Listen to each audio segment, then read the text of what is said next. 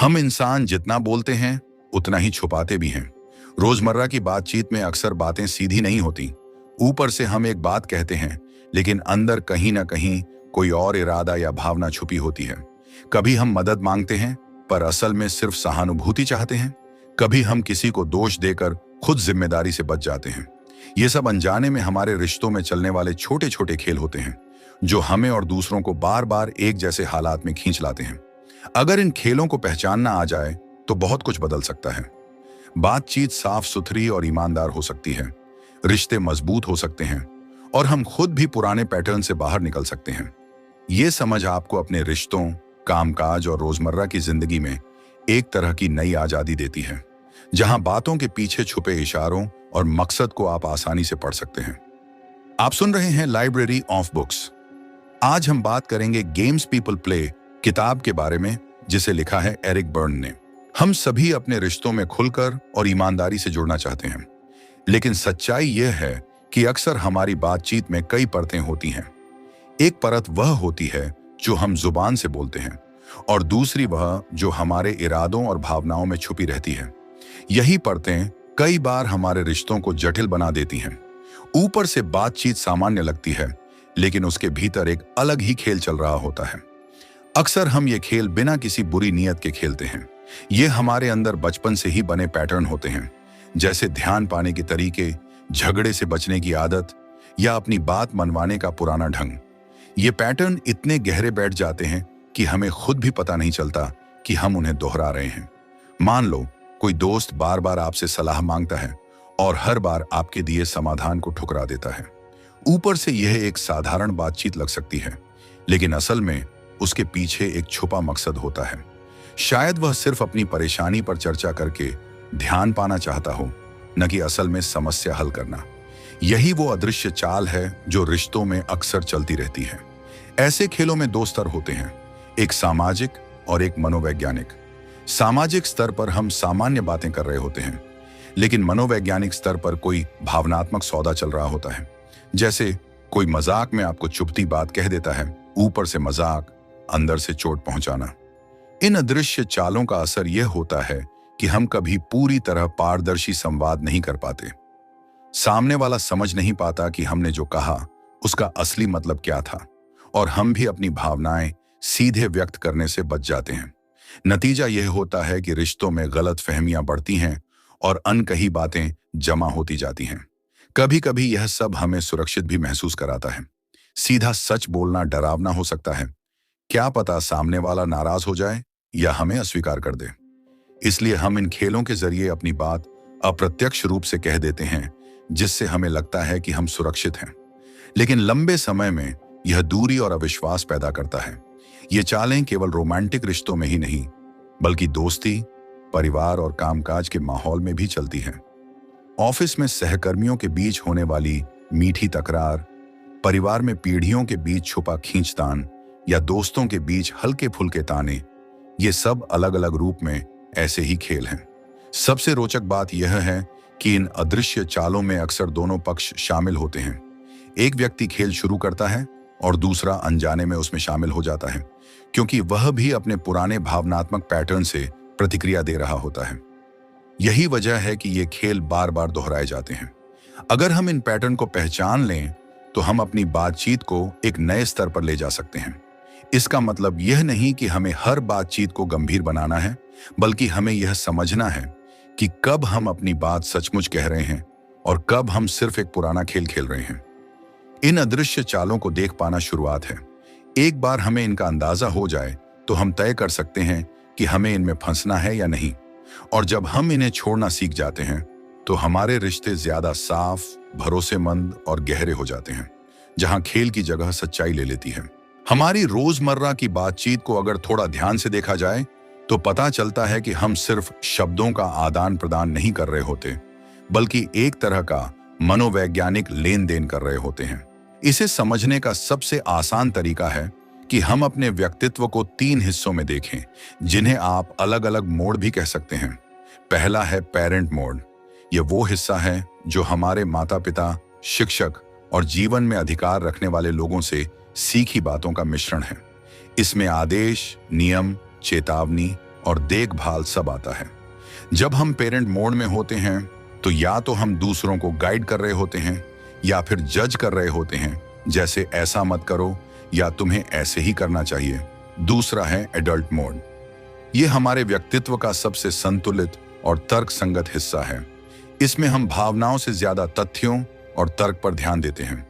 Adult mode में हम data इकट्ठा करते हैं, स्थिति का विश्लेषण करते हैं और सही फैसले लेने की कोशिश करते हैं, जैसे अभी ट्रैफिक ज्यादा है तो देर से निकलना बेहतर होगा। तीसरा है चाइल्ड मोड। यह वह हिस्सा है जो हमारे बचपन की भावनाओं और आदतों को साथ लिए चलता है। इसमें मासूम खुशी, खेल खेल में मस्ती, जिद, डर और कभी कभी विद्रोह भी शामिल होता है। जब हम चाइल्ड मोड में होते हैं तो हमारी प्रतिक्रिया अक्सर भावनात्मक होती है, चाहे वो सकारात्मक हो या नकारात्मक, जैसे मुझे यह बिल्कुल पसंद नहीं या वाह कितना मजेदार है। हर बातचीत में एक व्यक्ति का मोड दूसरे व्यक्ति के मोड से जुड़ता है। अगर मोड मेल खाते हैं, जैसे एडल्ट से एडल्ट, तो बातचीत सहज और साफ होती है। उदाहरण के लिए, कोई तथ्य पूछे और दूसरा तथ्य दे। लेकिन अगर मोड क्रॉस हो जाए, जैसे कोई एडल्ट सवाल पूछे और दूसरा चाइल्ड की तरह गुस्से या जिद में जवाब दे, तो संवाद में टकराव हो जाता है। यही नहीं, कभी कभी लेन देन सीधा सपाट न होकर छुपा हुआ भी होता है। यानी ऊपर से बातचीत सामान्य दिखती है, लेकिन उसके पीछे एक अलग भावनात्मक संदेश छुपा होता है। जैसे कोई कहे, आज तुम जल्दी घर आ गए। ऊपर से यह एक साधारण टिप्पणी है, लेकिन अंदर शायद शिकायत या ताना हो सकता है। इन मोड्स को पहचानना इसलिए जरूरी है क्योंकि यह हमें यह समझने में मदद करता है कि सामने वाला किस मानसिक अवस्था से बात कर रहा है और हमें किस तरह प्रतिक्रिया देनी चाहिए। अगर हम भावनात्मक खेल से बचना चाहते हैं तो एडल्ट मोड में रहना सबसे अच्छा है, क्योंकि यह तार्किक और संतुलित संवाद की नींव है। ये तीनों मोड अच्छे या बुरे नहीं हैं, इनका सही समय और जगह है। पेरेंट मोड सुरक्षा और मार्गदर्शन के लिए जरूरी है, चाइल्ड मोड रचनात्मकता और आनंद के लिए, और एडल्ट मोड संतुलन के लिए। असली बात यह है कि हम कब कौन सा मोड इस्तेमाल कर रहे हैं, इस पर जागरूक रहना। जब हम इन मोड्स को समझ लेते हैं तो रिश्तों में पारदर्शिता बढ़ जाती है। हम जल्दी पहचान पाते हैं कि कब सामने वाला आदेश दे रहा है, कब तर्क कर रहा है और कब सिर्फ भावनाओं में बह रहा है। इससे हम संवाद को सही दिशा में मोड़ सकते हैं। आखिरकार लेन देनात्मक विश्लेषण हमें यह सिखाता है कि हर बातचीत सिर्फ शब्द नहीं, बल्कि मानसिक अवस्थाओं का आदान प्रदान है।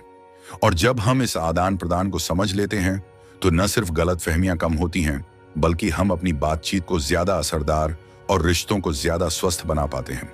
हम सब कभी ना कभी ऐसे हालात में होते हैं जहां बातचीत ऊपर से सामान्य लगती है, लेकिन अंदर कुछ और ही चल रहा होता है। यही असल में गेम होते हैं, ऐसे दोहराए जाने वाले पैटर्न जिनमें बातचीत के पीछे कोई छुपा मकसद होता है।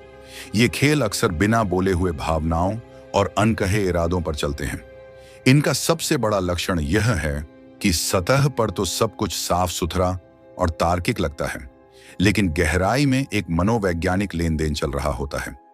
यह लेन देन हमें किसी न किसी भावनात्मक इनाम की तरफ ले जाता है, चाहे वह इनाम ध्यान पाना हो, खुद को सही साबित करना हो या सामने वाले को दोषी महसूस कराना हो। ये खेल हमेशा जानबूझकर नहीं खेले जाते। कई बार हम इन्हें इसलिए खेलते हैं क्योंकि बचपन से हमने इन्हीं तरीकों से ध्यान, प्यार या मान्यता पाई होती है। समय के साथ ये आदतें हमारे व्यक्तित्व का हिस्सा बन जाती हैं और हम इन्हें बिना सोचे समझे दोहराते रहते हैं। गेम्स की खास बात यह है कि ये 2 स्तरों पर चलते हैं।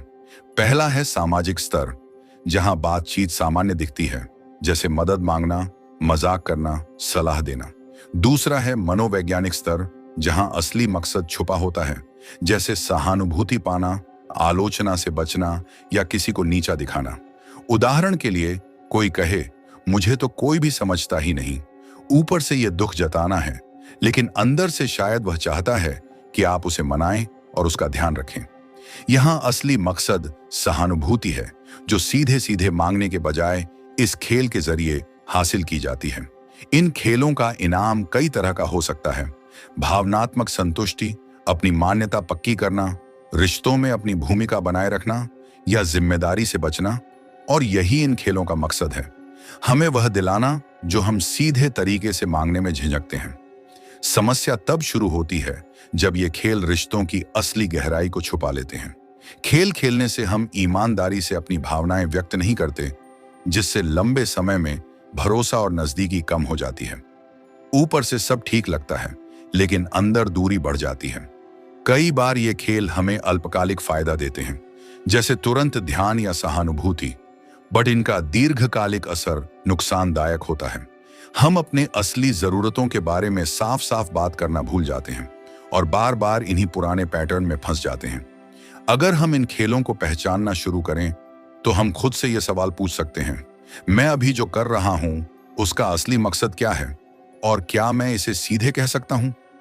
यह समझ हमें खेल से बाहर निकलने और सच्चे भरोसेमंद संवाद की ओर बढ़ने में मदद करती है। आखिरकार गेम्स का मकसद सिर्फ छुपे इनाम पाना नहीं, बल्कि हमें हमारी पुरानी भावनात्मक स्क्रिप्ट में बांध कर रखना भी है। जब तक हम इन्हें पहचान कर तोड़ते नहीं, हम बार बार वही कहानी जीते रहते हैं। चाहे किरदार बदल जाए, मंच बदल जाए, लेकिन पटकथा वही रहती है। हमारी रोजमर्रा की जिंदगी में कई तरह के भावनात्मक खेल चलते रहते हैं, जिन्हें हम अक्सर मजाक, शिकायत या सामान्य बातचीत समझ लेते हैं। लेकिन ध्यान से देखने पर पता चलता है कि इनके पीछे कुछ छुपे पैटर्न और इरादे हैं, जो हमें बार बार वही कहानी दोहराने पर मजबूर करते हैं। एक आम खेल है देखा, मैंने कहा था ना। इसमें कोई व्यक्ति पहले से ही नकारात्मक नतीजे की भविष्यवाणी कर देता है, और जब वही होता है तो खुद को सही साबित करने का सुख पाता है। बाहर से यह सलाह या चेतावनी लगती है, लेकिन असल में इसमें जीतने का एहसास छुपा होता है। दूसरा है बेचारा मैं।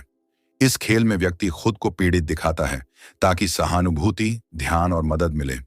यह हमेशा जानबूझकर नहीं होता, लेकिन इसका असर यही होता है कि सामने वाला भावनात्मक जिम्मेदारी महसूस करे और उसकी जरूरतें पूरी करे। एक और जाना पहचाना खेल है अब मैंने तुम्हें पकड़ लिया। इसमें व्यक्ति सामने वाले की छोटी सी गलती पकड़कर उसे दोषी महसूस कराता है। ऊपर से यह न्याय या नियम की बात लगती है, लेकिन अंदर से इसमें ताकत और नियंत्रण पाने का भाव होता है। क्यों नहीं? हाँ, लेकिन भी बड़ा मशहूर खेल है। इसमें व्यक्ति समस्या बताता है, लोग सुझाव देते हैं, और वह हर सुझाव पर हाँ लेकिन कहकर उसे खारिज करता रहता है। नतीजा कोई समाधान नहीं निकलता, लेकिन व्यक्ति को यह संतुष्टि मिलती है कि उसकी समस्या विशेष और असुलझी है। एक सटल लेकिन गहरा खेल है तुम्हारे बिना मैं क्या करता।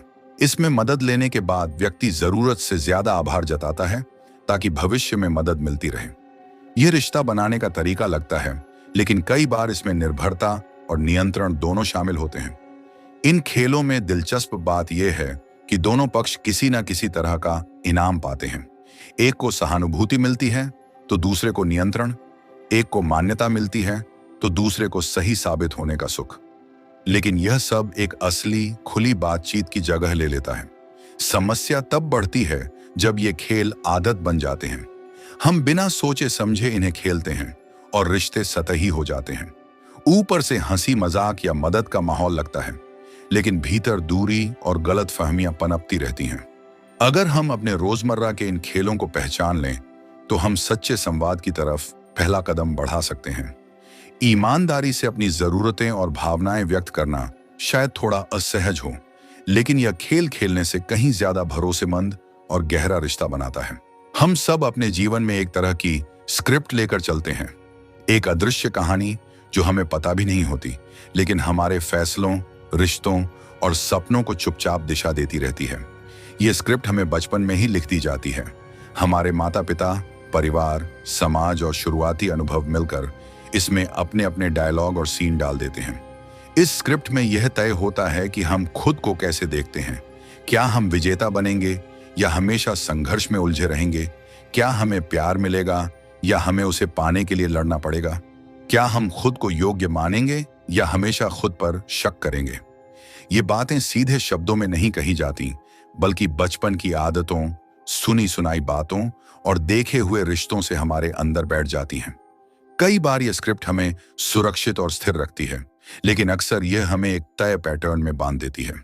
हम बार बार ऐसे हालात चुनते हैं जो उसी कहानी को आगे बढ़ाएं, भले ही वह हमारे लिए सही न हो। जैसे कोई व्यक्ति जिसे बचपन में सिखाया गया हो कि तुम्हें सबको खुश रखना है, वह बड़े होकर भी अपनी जरूरतों को पीछे रखकर दूसरों के लिए जीता रहेगा। कुछ स्क्रिप्ट्स में खुशहाल अंत लिखा होता है तो कुछ में अधूरी कहानी। जो लोग खुद को बार बार असफल होते देखते हैं वे अक्सर यह नहीं समझ पाते कि यह असफलता किसी बाहरी कमी से ज्यादा उनकी अंदरूनी स्क्रिप्ट का हिस्सा है। हमारे चुनाव, चाहे वो करियर के हों, रिश्तों के हों या खुद के बारे में धारणा के, अक्सर इस स्क्रिप्ट से मेल खाते हैं। यहां तक कि हमारी असफलताएं भी उसी पैटर्न को पूरा करने आती हैं जो बचपन में लिखी गई कहानी के मुताबिक है। अच्छी बात यह है कि यह स्क्रिप्ट पत्थर पर खुद ही नहीं होती। जैसे किसी फिल्म की कहानी बदली जा सकती है, वैसे ही हमारी जिंदगी की कहानी भी बदली जा सकती है, लेकिन इसके लिए पहले उसे पहचानना जरूरी है। जब हम यह देखने लगते हैं कि हम किन पुराने पैटर्न्स को दोहरा रहे हैं और वे कहां से आए हैं, तब हमारे पास चुनाव करने की ताकत आ जाती है। तब हम तय कर सकते हैं कि हमें वही पुरानी कहानी निभानी है या उसमें नया मोड़ लाना है। स्क्रिप्ट बदलना आसान नहीं होता क्योंकि यह हमारे व्यक्तित्व के गहरे हिस्से में बैठी होती है, लेकिन धीरे धीरे सचेतन प्रयास और सही माहौल में हम उस कहानी को फिर से लिख सकते हैं। ऐसी कहानी जिसमें हम सिर्फ किरदार नहीं बल्कि लेखक भी हों। जब हम अपनी स्क्रिप्ट खुद लिखना सीख जाते हैं तब जिंदगी में एक अलग तरह की आजादी आती है। तब हम वही नहीं करते जो हमेशा से होता आया है, बल्कि वही करते हैं जो हमें सच्चे दिल से चाहिए। हर खेल का कोई ना कोई नतीजा होता है, चाहे वो बोर्ड गेम हो, खेल का मैदान हो या फिर इंसानी रिश्तों का अदृश्य खेल। फर्क बस इतना है कि रिश्तों के इन खेलों में जीत हार सिर्फ बाहर से नहीं, अंदर से भी महसूस होती है। ये नतीजे अक्सर हमारे मन की गहराई में असर डालते हैं और हमें उसी पैटर्न में फंसा देते हैं जिसमें हम सालों से चल रहे होते हैं। इन खेलों का पहला असर होता है भावनात्मक नुकसान। जब हम किसी रिश्ते में बार बार वही खेल खेलते हैं, जैसे शिकायत करना, दोष देना या खुद को पीड़ित दिखाना, तो धीरे धीरे भरोसा, अपनापन और सहजता खत्म होने लगती है। हर बातचीत में एक अदृश्य दीवार खड़ी हो जाती है जिसके पीछे असली भावनाएं दब जाती हैं। दूसरा असर है रिश्तों का कमजोर होना, चाहे वो दोस्ती हो, परिवार हो या रोमांटिक रिश्ता। अगर हर मुलाकात में खेल जारी है तो जुड़ाव की जगह दूरी बढ़ती है। लोग सतर्क हो जाते हैं, खुलकर बात करने से बचते हैं और धीरे धीरे रिश्ते सिर्फ औपचारिकता में बदल जाते हैं। तीसरा असर होता है खुद पर विश्वास कम होना। जब हम किसी खेल में बार बार हारने वाले किरदार में होते हैं तो अंदर ही अंदर यह यकीन बैठ जाता है कि हम सच में कमजोर, अयोग्य या बेबस हैं।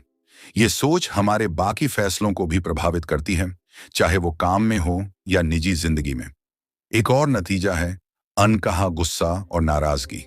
खेल के दौरान लोग अपनी असली भावनाएं साफ साफ नहीं कहते, बल्कि इशारों, तानों या पुराने हिसाब से जवाब देते हैं। इससे न तो समस्या सुलझती है और न ही मन का बोझ उतरता है, बल्कि अंदर ही अंदर चिड़चिड़ापन जमा होता रहता है। कुछ खेलों के नतीजे उलझन भरे भी होते हैं। कभी कभी हम जानते हैं कि यह खेल हमें नुकसान पहुंचा रहा है, लेकिन फिर भी उसे छोड़ नहीं पाते क्योंकि उससे हमें थोड़ी देर के लिए ध्यान, मान्यता या सही होने की संतुष्टि मिल जाती है। समस्या तब और बढ़ जाती है जब यह खेल पीढ़ियों तक चलता है। जैसे माता पिता का खेल बच्चों में उतर जाता है और वे भी बड़े होकर वही पैटर्न दोहराते हैं, चाहे वो ताना मारने का तरीका हो या प्यार जताने का। इन नतीजों से बाहर निकलने का पहला कदम है उन्हें पहचानना। जब हमें समझ आता है कि हमारी बातचीत का पैटर्न बार बार हमें दुख, दूरी या तनाव की तरफ ले जा रहा है, तो हमारे पास उसे तोड़ने का मौका आता है। और जब हम इन खेलों को छोड़ना सीख जाते हैं तो नतीजे भी बदल जाते हैं। जहां पहले नाराजगी और गलतफहमी थी, वहां ईमानदार बातचीत और भरोसा आने लगता है। असली जीत तब होती है जब हम खेल में फंसने के बजाय सीधे दिल से जुड़ने का रास्ता चुनते हैं। किसी भी खेल से निकलना उतना आसान नहीं होता जितना सुनने में लगता है, खासकर जब वो खेल हमारी आदत और पहचान का हिस्सा बन चुका हो। लेकिन अच्छी खबर यह है कि इससे बाहर निकलना मुमकिन है। बस इसके लिए ईमानदारी, जागरूकता और थोड़ी हिम्मत चाहिए। सबसे पहला कदम है खेल को पहचानना। जब आप नोटिस करने लगते हैं कि किसी बातचीत में बार बार वही पैटर्न आ रहा है, वही सवाल, वही जवाब, वही भावनाएं, तो समझिए कि खेल शुरू हो चुका है। इस पहचान के बिना बदलाव मुमकिन नहीं। इसके बाद जरूरी है रुकना और सोचना। जैसे ही लगे कि आप उसी पुराने ट्रैक पर जा रहे हैं, खुद से पूछें, क्या मैं सच में यही बात करना चाहता हूं? या क्या ये बातचीत मुझे कहीं अच्छे नतीजे तक ले जाएगी? इस तरह का छोटा सा ठहराव कई खेलों को शुरू होने से पहले रोक सकता है। एक और अहम तरीका है ईमानदारी से अपनी असली जरूरत बताना। खेलों में लोग अक्सर घुमा फिराकर बात करते हैं, लेकिन जब आप सीधे सीधे कह देते हैं, मुझे इस वक्त बस सुना जाना चाहिए या मुझे मदद चाहिए, तो खेल की जगह असली संवाद शुरू हो जाता है। कभी कभी हमें सीमाएं तय करनी पड़ती हैं। अगर कोई बार बार आपको उसी खेल में खींचने की कोशिश कर रहा है, तो शांत और साफ तरीके से कहें, मैं इस तरह की बातचीत में नहीं जाना चाहता। शुरू में ये अजीब लग सकता है, लेकिन धीरे धीरे लोग आपकी सीमाओं का सम्मान करने लगते हैं। खेल से बाहर आने का मतलब यह भी है कि अपने पुराने रोल को छोड़ना। अगर आप हमेशा बचाने वाले या पीड़ित की भूमिका में रहे हैं, तो अब अलग तरह से प्रतिक्रिया देना सीखें, ऐसा जो आपकी भलाई के साथ साथ रिश्ते की सच्चाई को भी बनाए रखें। यहां स्वयं जागरूकता बहुत काम आती है। जब आप समझते हैं कि आपको किस तरह की भावनाएं ट्रिगर करती हैं, तो आप उन स्थितियों में खुद को संभालना सीख जाते हैं। यही जागरूकता खेल को धीरे धीरे कमजोर करती है। और हां, धैर्य रखना जरूरी है। सालों से चले आ रहे पैटर्न रातों रात नहीं बदलते। कभी आप खेल में फंस जाएंगे, कभी उससे बच निकलेंगे, लेकिन हर बार सीखते रहना ही असली प्रगति है। आखिर में जब आप खेल से बाहर निकलना सीख जाते हैं, तो रिश्तों में एक नई तरह की आजादी महसूस होती है। वहां अब चालें, छुपी भावनाएं और नकली जीत नहीं होती। बस साफ, खुली और सच्ची बातचीत होती है, जिसमें दोनों लोग जीतते हैं। जिंदगी में रिश्ते सिर्फ शब्दों और कामों से नहीं, बल्कि उनके पीछे छिपी नीयत और पैटर्न से बनते हैं। जब हम उन अनजाने खेलों और स्क्रिप्ट्स को पहचान लेते हैं, जो हमारी बातचीत और फैसलों को चुपचाप चला रहे थे, तो हमें एक नया नजरिया मिलता है। एक ऐसा नजरिया जो हमें अपनी पसंद से जीने और रिश्तों को सच्चाई और सम्मान के साथ निभाने की आजादी देता है। ये समझ हमें सिखाती है कि बदलाव बाहर से नहीं, बल्कि भीतर से शुरू होता है। जब हम खुद के साथ ईमानदार होते हैं, अपनी भावनाओं को साफ साफ व्यक्त करते हैं और पुराने रोल छोड़ने का साहस जुटाते हैं, तो न सिर्फ हम खेलों से बाहर निकलते हैं, बल्कि अपने और दूसरों के लिए एक खुला, भरोसेमंद और गहरा रिश्ता बनाने की राह भी तैयार करते हैं।